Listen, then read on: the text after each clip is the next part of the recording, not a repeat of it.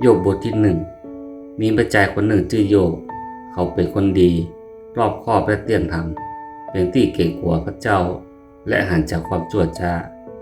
ตั้งให้กำเนิดลูกชาย7 คนกับแม่หญิง3 คนสัตว์เลี้ยงของตั้นมีแกะ7,000 ตัวอูฐแหม3,000 ตัวงัว500 กู้และลาตัวเมียม500 ตัวและตั้นมีคนใจแหมหนักดังนั้นพระชายคนนี้จึงใหญ่โตที่สุดในหมู่ชาวตะวันออกลูกของตั้นเคยจัดงานเลี้ยงในบ้านของแต่ละคนตามวันตามกำหนดของตน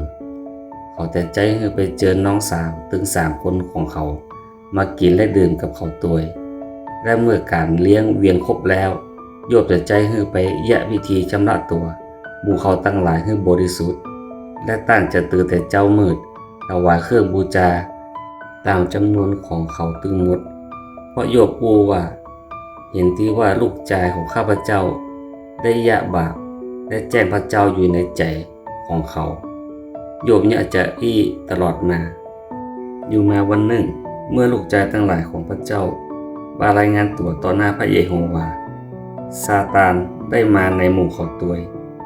พระเยโฮวาถามซาตานว่าเจ้ามาจากไหนซาตานก็ตอบพระเยโฮวาจากไปมาอยู่บนแผ่นดินโลกและจากเตียวขึ้นเตียวลงบนนั้นและพระเยโฮวาก็กับซาตานว่าเจ้าได้คิดทบทวนหาโยบผู้รับใจของเฮาว่าในแผ่นดินโลกนี้บ่มีภัยเหมือนเขาเป็นคนดีรอบคอบและเที่ยงธรรมเก่งกว่าพระเจ้าและหันหนีจากความชั่วร้ายแล้วซาตานก็ตอบพระเยโฮวาว่าโยบยำเก่งพระเจ้าบดายกาพระองค์บัดได้กั้นหัวต้นไม้รอบตัวเขาและครัวเรือนของเขาและกุสิ่งที่เขามีอยู่เสียกุด้านหรือพระองค์ได้ฮื้อพระปรงานน้ำมือของเขาและฝูงสัตว์ของเขาได้มีนักขึ้นในแผ่นดินแต่ขอยื่นพระหัตถ์และแต่ต้องสิ่งของตึงหมดที่เขามีและเขาจะแจ้งพระองค์ต่อหน้าพระองค์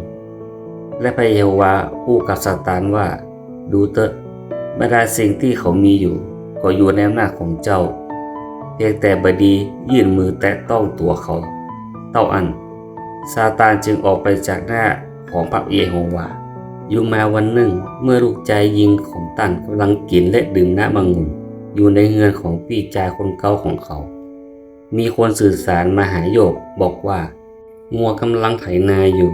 และหลากำลังกินหญ้าในที่ข้างๆและคนเสบามาโจมตีเอามันไปและฆ่าคนใจโดยคมดาบและข้าพเจ้าคนเดียวที่หนีรอดมาบอกตั้นขณะที่เขากำลังอยู่ก็มีแหมคนมาบอกว่าไฟของพระเจ้าตกลงมาจากฟ้าสวรรค์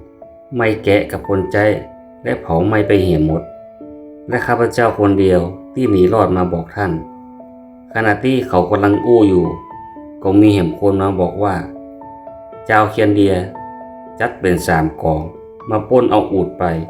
และฆ่าคนใจเสียด้วยคมดาบและข้าพเจ้าคนเดียวที่หนีรอดมาบอกตั้นขณะที่เขากำลังอยู่ก็มีแหมคนหนึ่งมาบอกว่า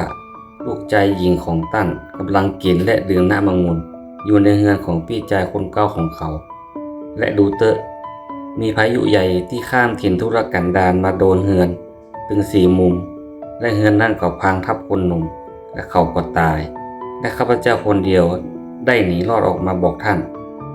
แล้วโยบก็ลุกขึ้นฉีกเสื้อคลุมของตัวเก่าโกนหัวก้มกราบลงถึงดินนมัสการตั้นว่าข้าพเจ้ามาจากท้องแม่ของข้าพเจ้าตัวเปล่าและข้าพเจ้าจะกลับไปตัวเปล่าพระเยโฮวาเอาฮื้อและพระเยโฮวาก็เอาไปเหี่ยสาธุการในพระนามพระเยโฮวาในเหตุการณ์นี้ถึงหมดโยบไม่ได้ยะบาปหรือกล่าวโทษพระเจ้าอย่างคนบาปหลวง